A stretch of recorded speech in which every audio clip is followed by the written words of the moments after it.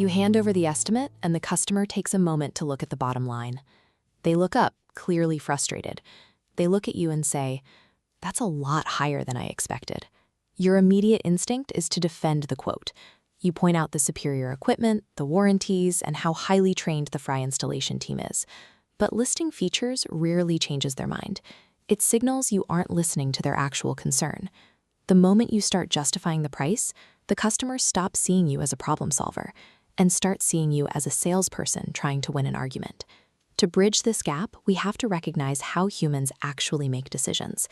Every negotiation is emotional first and logical second. This is where tactical empathy comes in. It's a 5-step framework to slow the conversation down.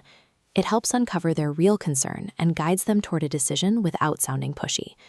The objective isn't to win a debate.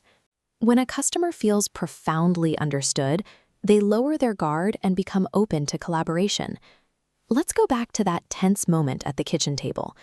The customer just said, "I think the quote is a lot higher than I expected."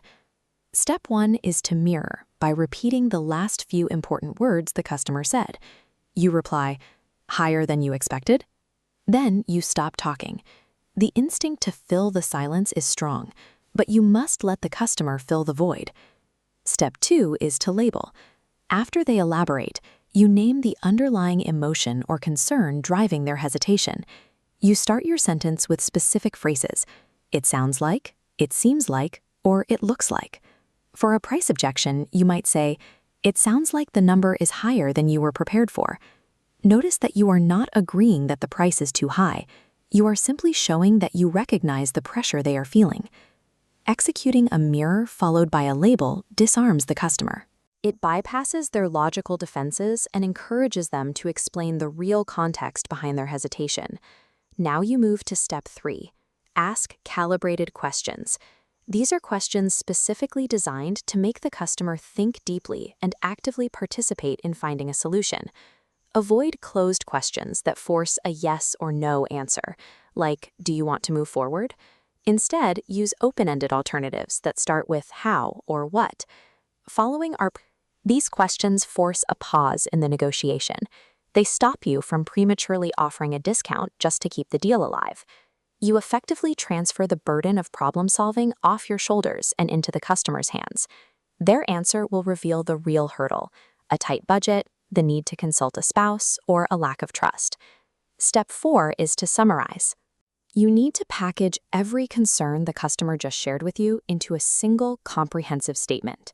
You bring it all together by saying, "So what I'm hearing is, you don't mind investing in the right system, but you're worried about spending money unnecessarily, and you want to know this will actually solve the comfort issues upstairs." Step 5 is simple but strict.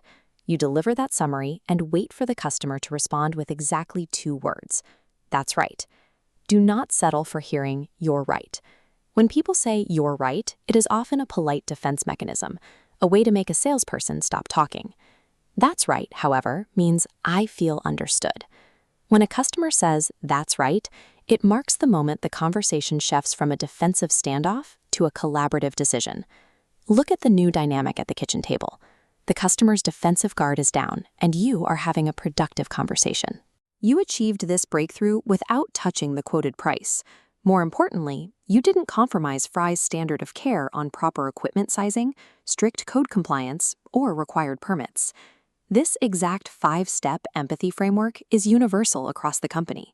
If you're a CSR, you can use a label to de-escalate an angry customer calling about a no-heat emergency. If you're a service tech, you can use a mirror and a calibrated question to build trust right before delivering bad news about a cracked heat exchanger. Try this on your very next customer interaction. Use just one mirror and one label, and watch how quickly the customer opens up. When you prioritize making someone feel understood over arguing the facts, you guide them to solve the problem with you.